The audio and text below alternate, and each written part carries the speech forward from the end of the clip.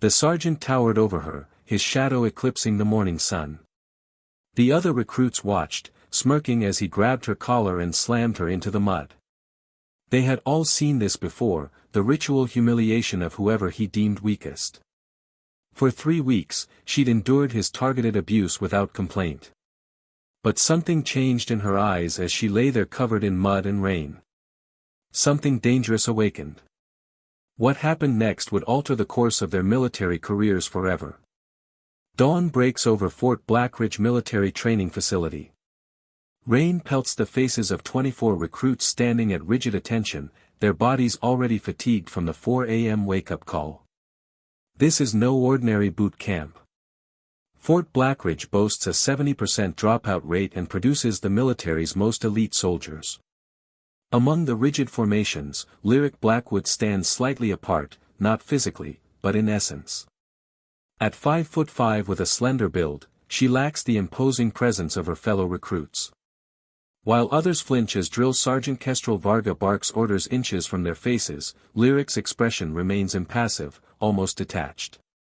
Varga, a bull of a man with 20 years of combat experience etched into the lines of his weathered face, patrols the line with predatory focus. He stops at Lyric, eyes narrowing. "Blackwood," he bellows. "You're standing like you're at a tea party. This isn't finishing school." For a fraction of a second, Lyric's mind flashes elsewhere, a crystal chandelier, diplomatic uniforms, her in an elegant black dress observing 2 officials exchange something beneath a table. Her face betrays nothing as the memory fades. "Yes, Sergeant," she responds quietly. Behind her, several recruits exchange smirks. Orion Tavish, broad-shouldered with an easy confidence that speaks of privilege, leans toward his bunkmate. $10 says Blackwood doesn't last the week, he whispers. The morning unfolds into a brutal obstacle course. Recruits haul themselves over walls, swing across mud pits, and crawl under barbed wire. Lyric visibly struggles with the upper body challenges, her arms trembling as she attempts to climb the rope, eventually sliding down with rope burns on her palms. "Pathetic, Blackwood," Varga shouts. "My grandmother climbs faster and she's been dead for 15 years. The other recruits stifle laughter, not wanting to draw Varga's attention to themselves. Lyric accepts the criticism without visible reaction, picking herself up and moving to the next station with mechanical efficiency.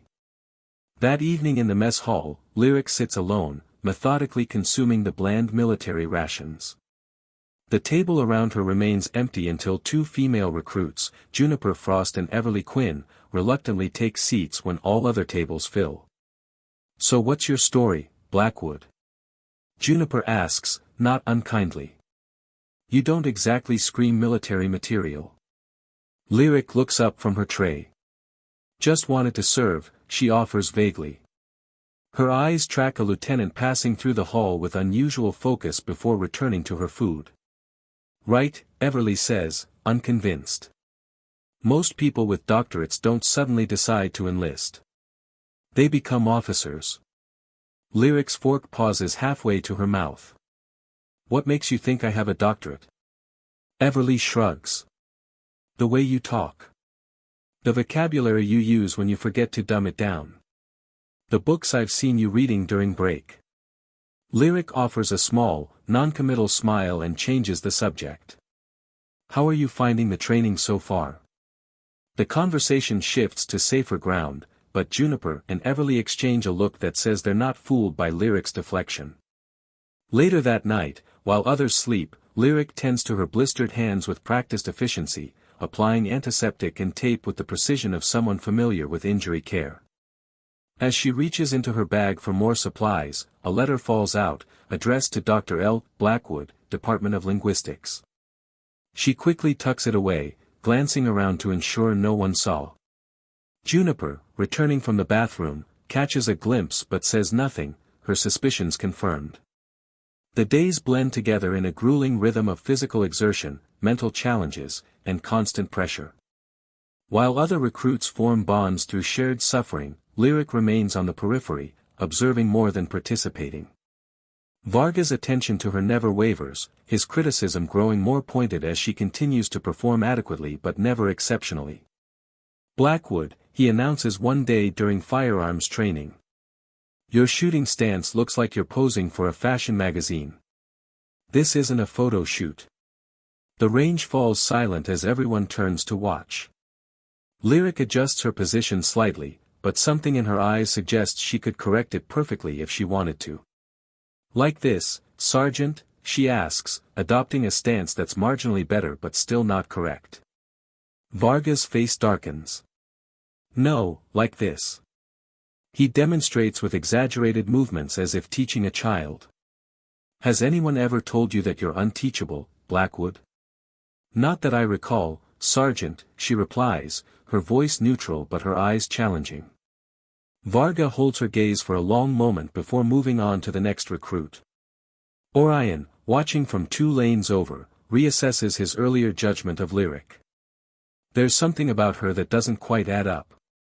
3 weeks into training, Varga leads the platoon on a 15-mile march through driving rain. While he carries only a light pack, the recruits struggle under 60 pounds of gear. The trail has turned to slick mud, making each step treacherous. Orion, for all his bravado, begins to falter. His ankle turns on a hidden root and he stumbles forward, about to fall face-first into the mud. Without drawing attention, Lyric suddenly shifts position, briefly supporting his weight until he regains balance. Varga notices immediately. Blackwood, you think this is a charity run? Drop and give me 50. Right here, right now. The platoon continues marching as Lyric drops into the mud, executing perfect push-ups despite the conditions. When she finishes, she rises and sprints to catch up with the group, her face betraying no resentment or fatigue. Thanks, Orion murmurs when she falls into step beside him. I owe you one. No, you don't, Lyric replies simply. We're a unit. That's what we do. The words are standard military philosophy, but something in her tone makes Orion wonder if she's testing him, measuring his response against some hidden standard. That afternoon, the real test begins. Hand-to-hand combat training, a chance for Varga to establish total dominance. Blackwood, front and center, Varga commands, a dangerous smile playing on his lips. Let's show everyone what happens when you don't have what it takes. The entire platoon forms a circle around them. Rain continues to fall, turning the training ground into a muddy arena. Varga circles Lyric like a predator, the platoon watching with a mixture of anticipation and discomfort. Some, like Orion, look away. The outcome seems predetermined, the humiliation unnecessary. 3 weeks, Varga says, loud enough for everyone to hear, and you still move like a civilian. Maybe you should have stayed in whatever soft little life you came from. For just a moment, Lyric's mind flashes to a darkened room, her hands moving with blinding speed to disarm an attacker twice her size. A voice crackles through an earpiece. Mission complete, Agent Blackwood. The memory vanishes as Varga lunges forward without warning, grabbing Lyric's collar and shoulder, using his superior weight to slam her hard into the mud. The impact knocks the wind from her lungs and water splashes up around her body. Laughter ripples through the platoon, nervous, uncomfortable, but present. Varga stands over her, feet planted on either side of her mud-covered form. This is what weakness looks like, recruits, he announces triumphantly. This is what happens when you don't belong. Something changes in Lyric's eyes. The docile recruit vanishes, replaced by something cold, calculating, and infinitely dangerous. Her hand shoots out with snake-like precision, gripping Varga's ankle at exactly the pressure point that sends shockwaves of pain up his leg. In one fluid motion that seems to defy physics, she sweeps his supporting leg while simultaneously rolling her body to create leverage. Varga, all 200 pounds of him, crashes down with such force that mud sprays in a 6-foot radius. Before he can process what's happening, Lyric has reversed their positions completely, applying a joint lock that immobilizes him with minimal effort. Her technique is flawless, the kind that comes from thousands of hours of practice. Absolute silence falls over the training ground. Even the rain seems to pause. The first rule of combat assessment, Sergeant, Lyric says calmly, her voice carrying clearly to every stunned recruit. Never underestimate your opponent based on appearance. She releases him and stands at perfect attention, covered in mud but composed as if awaiting further instructions. Varga rises slowly, his face flushed with a dangerous mixture of humiliation and rage. His mouth opens to deliver what would undoubtedly be a career-ending tirade when a commanding voice cuts through the silence. That's quite enough, Sergeant Varga. Colonel Thaddeus Wren, silver-haired with the quiet confidence of someone who never needs to raise his voice to command a room, steps forward from the crowd. No one had noticed him observing the entire scene. Sir, Varga stammers. I was just demonstrating. I saw precisely what you were demonstrating, Sergeant, Wren interrupts. And I believe Lieutenant Colonel Blackwood has made her point quite effectively. Gasps ripple through the assembled recruits. Confusion replaces shock on their faces as they process the revelation. Wren turns to address the platoon. What you've just witnessed, recruits, is perhaps the most valuable lesson you'll receive during your time at Fort Blackridge. He gestures toward Lyric. Lieutenant Colonel Lyric Blackwood is one of our most decorated intelligence operatives. For the past 3 weeks, she has undergone your training from the beginning, enduring everything you have and considerable additional targeting, to assess our current training protocols. Varga stands frozen, the realization of what he's done slowly dawning on him. Wren continues, your report was correct, Colonel. We have serious vulnerabilities in how we evaluate recruit potential. Sir, I didn't. Varga begins. Wren cuts him off with a raised hand. Sometimes the most valuable soldiers aren't the ones who yell the loudest, Sergeant. They're the ones who observe, adapt, and wait for the precise moment to act. His gaze sweeps over the recruits. Remember this day. The face of warfare is changing. Brute strength alone won't win the battles ahead. That evening, Lyric packs her few belongings in the barracks, her mission complete. She'll return to her actual duties by morning. The door creaks open and she turns to find Juniper and Everly standing awkwardly in the doorway. May we come in, ma'am? Juniper asks, the ma'am awkward on her lips after weeks of casual interaction. Lyric nods. You don't have to call me that when we're alone. The women enter cautiously, as if approaching a creature they thought they knew but suddenly discovered was something else entirely. You could have taken him down any time, Juniper says finally. Why wait and endure weeks of his bullying? Lyric sets down the shirt she was folding. Because this wasn't about Varga. It was about all of you. She explains that military selection has become too focused on aggression and physical dominance, missing crucial skills like resilience, strategic thinking, and emotional intelligence.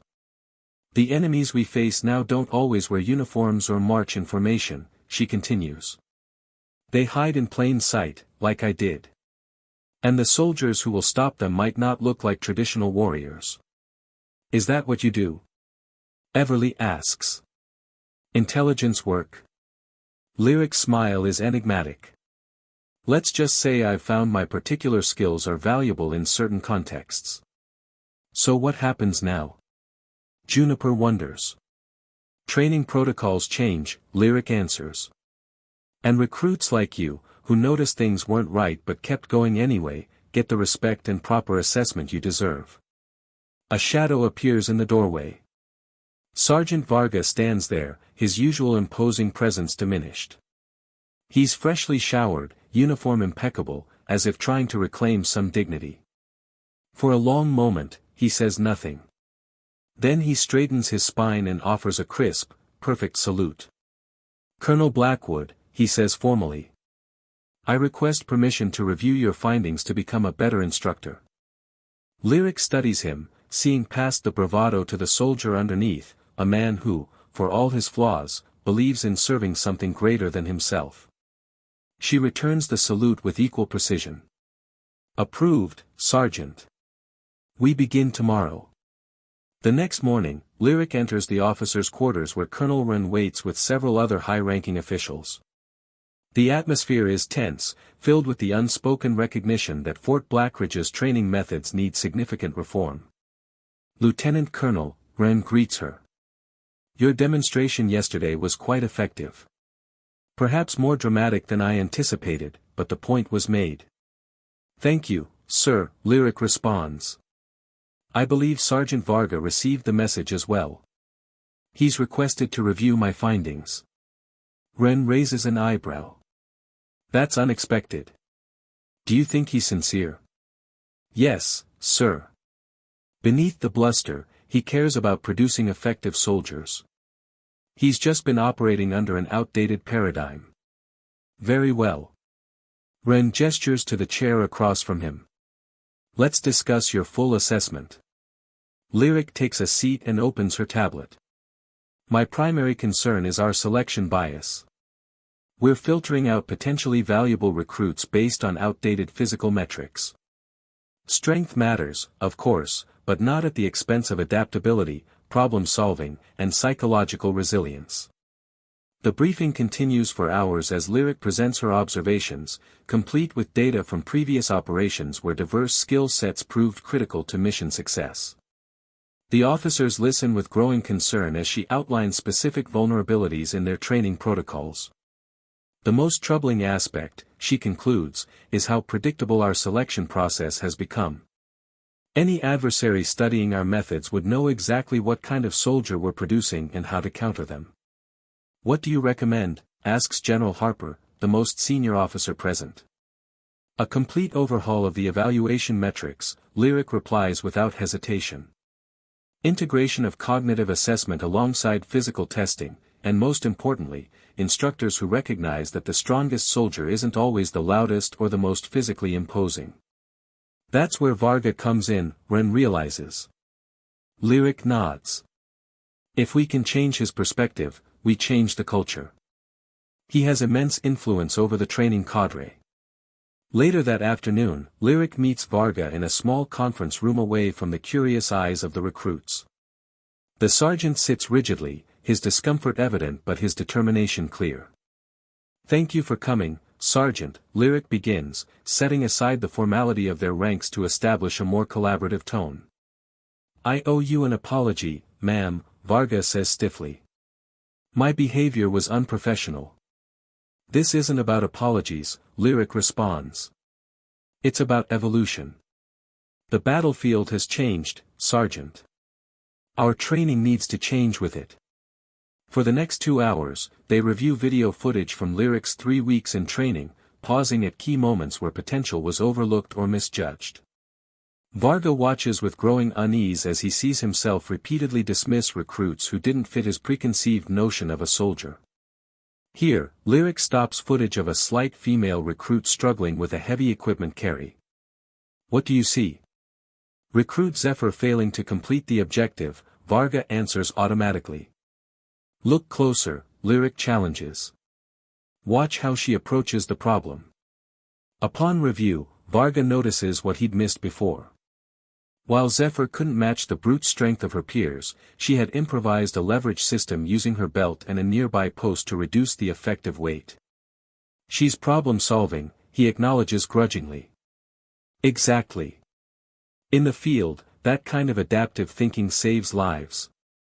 But under our current system, she'll wash out before week 4. They continue through dozens of examples, Varga's perspective gradually shifting as patterns emerge. By evening, his defensiveness has given way to genuine concern. We're missing them, he says finally. The quiet ones. The thinkers. The ones who might actually win the next war. Yes, Lyric agrees simply. And it's not entirely your fault. The system was designed this way. But you can help change it. Varga looks at her with newfound respect. What's the first step? You tell me, Sergeant. You know this training facility better than anyone. Varga considers for a moment. We start with the instructors. Change their mindset first, then revise the evaluation criteria. Lyric smiles. That's exactly what I was thinking. Over the next week, Lyric leads a comprehensive review of Fort Blackridge's training methodology. Working alongside Varga, she introduces new assessment tools that measure cognitive flexibility, emotional intelligence, and strategic thinking alongside physical capabilities. Initially, the other instructors resist, clinging to traditional metrics they understand. But when Varga, their respected leader, throws his full support behind the changes, the tide begins to turn. "I was wrong," Varga tells them during a candid briefing. "We've been training soldiers for yesterday's wars, not tomorrow's. Colonel Blackwood showed me that in about 5 seconds when she put me on my back in the mud." The room fills with uncomfortable laughter, but the message lands. If Kestrel Varga can admit he was wrong and adapt, so can they. By the second week, the transformation is underway. Recruits previously on the verge of washing out find themselves excelling in new challenge scenarios designed to test creative thinking and teamwork. Orion, whose physical prowess had always been his primary asset, struggles initially with the more nuanced evaluations. "I don't get it," he confesses to Lyric after a particularly frustrating strategy exercise. "I've always been at the top. Now I'm barely middle of the pack." "That's because we're measuring different things now," Lyric explains. "But you can adapt, Tavish. I've seen you do it. Remember that moment on the march when you accepted help instead of falling? That was wisdom, not weakness." Orion considers this. "So I need to think beyond just myself and my capabilities?" "Exactly. The best leaders know when to lead and when to follow someone with different strengths. As the training evolves, so do the relationships within the platoon. Hierarchies based solely on physical dominance give way to more complex networks of respect based on complementary skills. Juniper, with her exceptional spatial awareness, becomes the go-to tactician for group exercises. Everly's photographic memory proves invaluable during intelligence briefings. Even Varga transforms, his instruction becoming more nuanced as he learns to spot potential in its various forms. He still demands excellence, but his definition of what constitutes excellence has expanded dramatically. 1 month after Lyric's revelation, Colonel Wren visits the training grounds to assess progress. What he finds impresses him, a cohesive unit where diverse talents are recognized and leveraged effectively. "Your work here is nearly done, Lieutenant Colonel," he tells Lyric as they observe a complex problem-solving exercise. "The changes are taking root. There's still resistance in some quarters," Lyric notes. "Change never comes easily, especially to an institution this traditional." "True," Wren acknowledges. "But you've created momentum. And having Varga as an advocate has been crucial." They watch as Varga guides a recruit through a tactical decision with surprising patience, focusing on process rather than immediate results. "He's a different instructor now," Lyric observes. "People can surprise you when given the chance," Wren replies. "Speaking of which, I have new orders for you. Something that builds on what you've accomplished here." He hands her a sealed folder. "We're expanding this initiative. Fort Blackridge is just the beginning. We need to implement similar reforms across all training facilities, and we need someone with first-hand experience to lead the effort." Lyric opens the folder, scanning the contents with growing interest. "This is a significant promotion, sir." "Well earned," Wren assures her. "But before you accept, there's something else you should know." He hesitates, uncharacteristically uncertain. The resistance to these changes goes beyond a few stubborn instructors. There are those in high command who believe we're weakening the force, making us vulnerable. "That's to be expected," Lyric responds. "Change always meets resistance. This is more than routine bureaucratic pushback," Wren warns. "There's an organized effort to discredit the program and anyone associated with it. Taking this position puts you directly in their crosshairs." Lyric closes the folder, her decision already made. "With respect, sir, I've been in crosshairs before. Usually those targeting me regret it." Wren smiles slightly. "Just like Sergeant Varga did." "Exactly like that," Lyric confirms. "Only next time, I won't wait 3 weeks to make my point." 6 months later, a new group of diverse recruits arrives at Fort Blackridge. Among them are faces that would never have made it past the first week in the old system. A slender woman with the watchful eyes of a tactician. A slight man whose fingers suggest he's more comfortable with technology than weapons. Varga and Lyric, now in her officer's uniform with the appropriate insignia, watch side by side from the observation platform. That one in the back row, Varga notes, nodding toward a recruit who barely meets the height requirement. Old me would have broken her first day. Lyric smiles slightly. And now? Varga's weathered face shows the beginning of wisdom. Now I wonder what she might be capable of that I can't see yet. The transformation in Fort Blackridge's training program has been remarkable, but not without challenges.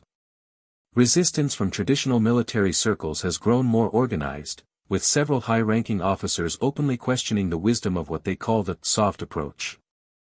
The latest memo from General Hargrove calls it experimental and potentially dangerous to national security, Colonel Wren informs Lyric during their weekly briefing. He's requesting a congressional review. Lyric remains unfazed. Let them review. The results speak for themselves. Our completion rates are up 23%, and the quality metrics on graduate performance are unprecedented. Facts don't always win political battles, Wren cautions.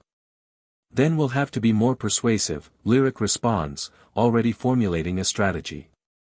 Invite Hargrove to observe the final qualification exercise next week. Let him see firsthand what we've built here. Wren looks skeptical. You think that will change his mind? No, Lyric admits. But it will make it harder for him to dismiss us publicly when he's seen what these recruits can do. The day of the final qualification exercise arrives with clear skies and a brisk wind. General Hargrove and his entourage stand rigidly on the observation platform, their skepticism evident in every line of their bodies. This is highly irregular, Colonel Wren, Hargrove comments as they wait for the exercise to begin. Combat effectiveness cannot be measured through role-playing games. With respect, General, this is far from a game, Wren responds. The scenario these recruits are about to face integrates all aspects of modern warfare, from kinetic engagement to cyber operations to psychological elements. Hargrove makes a dismissive sound. Warfare is ultimately about force meeting force, Colonel. Always has been, always will be. Perhaps you should reserve judgment until after the demonstration, sir, Lyric suggests politely. The exercise begins with a simulated hostage situation in an urban environment. Traditional military protocol would suggest overwhelming force, but the platoon takes a different approach. Under Orion's leadership, they divide into specialized teams, each leveraging different strengths. Juniper's team establishes a perimeter while Everly's group infiltrates digitally, disabling security systems and gathering intelligence. The slender woman Varga had pointed out earlier proves to be a gifted negotiator, establishing communication with the hostage-takers while other teams move into position. What are they doing? Hargrove demands. They should be preparing for breach and clear. They're gathering information first, Varga explains. Understanding the situation before committing to action. The operation unfolds with remarkable precision. When force becomes necessary, it's applied surgically, minimizing collateral damage. The hostages are secured with 0 casualties on either side. Impressive coordination, one of Hargrove's aides admits grudgingly. This was a controlled environment, Hargrove counters. Real combat is chaotic, unpredictable. You're absolutely right, General, Lyric agrees. Which is why the second phase introduces random variables unknown to both the recruits and their instructors. At her signal, a series of unexpected challenges activate, from communication failures to simulated civilian interference. The platoon adapts in real time, reorganizing their approach without missing a beat. They're resilient, Wren observes. That's what this program builds. Soldiers who can think through problems, not just power through them. By the end of the demonstration, even Hargrove's rigid expression has softened slightly. While not entirely convinced, he's at least thoughtful, which Lyric counts as progress. Your recruits performed adequately, he acknowledges during the debriefing. But I remain concerned about physical standards. When a soldier needs to carry a wounded comrade off the battlefield, theoretical problem-solving won't suffice. I couldn't agree more, General, Lyric responds, surprising him. Physical capability remains essential. We haven't lowered those standards. We've contextualized them alongside other critical skills. She pulls up performance data on a nearby screen. Our graduates match or exceed traditional metrics in endurance and strength. The difference is that we've expanded our definition of what makes an effective soldier. Hargrove studies the data with narrowed eyes. I'll need to verify these numbers independently. Of course, Lyric agrees readily. Transparency is fundamental to our approach. After Hargrove and his entourage depart, Ren turns to Lyric with a wry smile. You managed that better than I expected. He's not convinced yet, Lyric cautions. But he's questioning his assumptions, which is a start. You've done remarkable work here, Lieutenant Colonel, Ren says. But I think we both know your talents are needed elsewhere now. Lyric nods, having anticipated this conversation. The other training facilities. Yes, but not just as an advisor. We're establishing a new command specifically focused on next-generation warfare preparation. I've recommended you to lead it. Lyric absorbs this information, recognizing both the opportunity and the challenge it represents. That will ruffle even more feathers than what we've done here. Undoubtedly, Ren agrees. Which is precisely why you're the right person for it. You've proven you can change minds from within the system. Later that evening, Lyric finds Varga in the training yard running a small group of instructors through the new evaluation protocols. She watches silently for a moment, still sometimes surprised by his transformation. When the session concludes, he approaches her with a knowing look. So you're leaving us? News travels fast, Lyric remarks. In a place like this, lightning speed. He gestures toward the now empty training yard. What happens to all this when you go? It continues, Lyric says confidently. Because it doesn't depend on me anymore. It depends on instructors like you who believe in it. Varga nods, accepting the responsibility. I never properly thanked you, you know. For what? For showing me I was wrong. Not many people could have done that. Lyric smiles slightly. You did the hard part, Sergeant. You were willing to change. The next morning, Lyric addresses the assembled recruits and instructors for the last time. The atmosphere is solemn but proud, a community aware of what they've built together. When I first came to Fort Blackridge, she begins, I saw a training system preparing soldiers for yesterday's wars. Today, I see a program building warriors for tomorrow's challenges. That transformation wasn't my doing alone. It happened because each of you was willing to question old assumptions and embrace new possibilities. She looks out at the faces before her, lingering on those who might never have made it through the old system. Some will say we've weakened the military by expanding our definition of strength. They're wrong. We've strengthened it by recognizing that true power comes in many forms, and the most formidable force is one that harnesses all of them. Her gaze finds Orion standing tall among his peers. I leave Fort Blackridge in capable hands. Hands that understand that sometimes the strongest person in the room isn't the one who can bench press the most weight, but the one who can adapt, think critically, and lead with both courage and compassion. After the ceremony, Orion approaches Lyric as she prepares to depart. They're making me an instructor, he tells her, still sounding surprised by the development. I know, Lyric replies. I recommended you. Me? Orion looks genuinely confused. But I was one of the worst examples of the old way of thinking.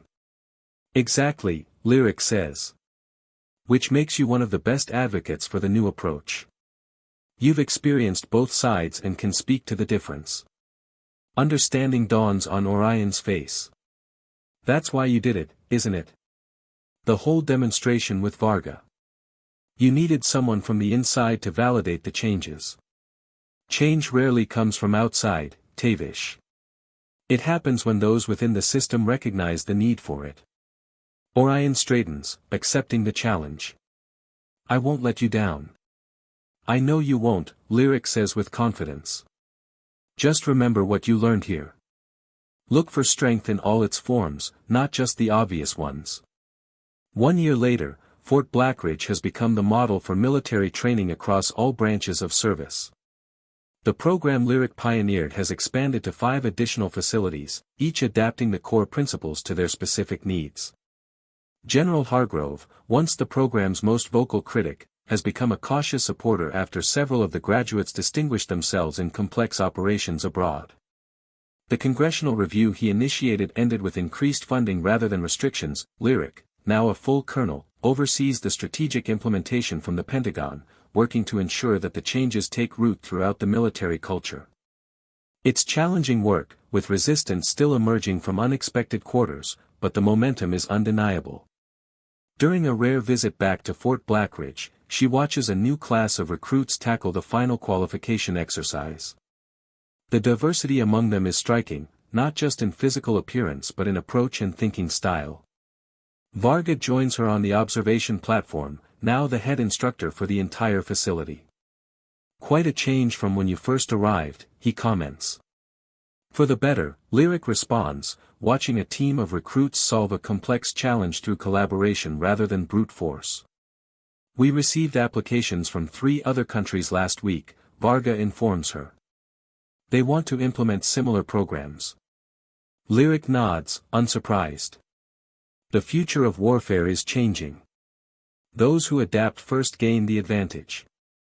As they watch, a slight female recruit reminiscent of Lyric herself takes command of a difficult situation, her quiet authority immediately respected by her peers. It's a small moment, but symbolically powerful. They say you're being considered for general, Varga mentions casually. There's still work to be done before that happens, Lyric deflects. Maybe, Varga acknowledges. But when it does, remember where it started. In the mud, Lyric says with a small smile. With a sergeant who thought he knew everything about strength. And a lieutenant colonel who proved him wrong, Varga completes the thought, no longer bothered by the memory. As the exercise concludes successfully, Orion gathers the recruits for debriefing. His teaching style blends the best of the old discipline with the new emphasis on adaptive thinking. Look to your left, look to your right, he tells them, echoing words that have been spoken for generations but with a new meaning. The person you least expect might be the one who saves your life someday. The camera pans to a wall of honor showing Lyric's photo among other distinguished officers, those who changed the system from within. Have you ever known someone who never asked for recognition but deserved more than anyone else? Orion asks the recruits, but his words seem directed at the audience as well. Those are the people who change everything when they finally reveal their true strength. As the new recruits disperse to begin their final preparations, the camera lingers on a fresh-faced recruit who reminds us of Lyric in the beginning. Quiet, observant, underestimated. The cycle begins again, but this time with eyes wide open to the possibility that strength comes in forms we never expected.